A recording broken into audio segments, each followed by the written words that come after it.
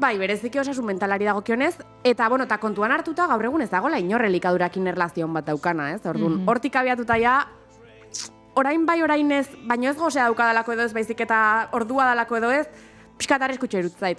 Egia da, jende asko dagola, goxerik gabe jekitzen dana, ez? Orduan, zakit, demagun, bederatzitan afaltzen dula, eta jekitzen da zazpitan, eta lanera sartzen da 8 baino goxerik gabe dago. Eta gero 11 arte ez du ez der jaten. Pertsona horrentzako ez da esfortzu bat, naturalki ateratzen zaio, goizean ez gozaltzea, eta 11 orduan, gozaltzea zerbait, edo bokadilo bat, edo dena delakoa.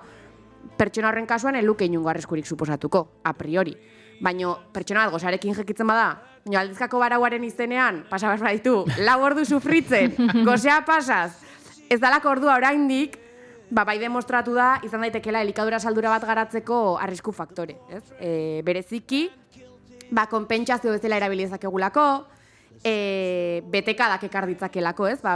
Lautan jaten hasi naiteke, beraz, eta kontrolarekin oso lotuta dagolako, ez gure sentsazioekin.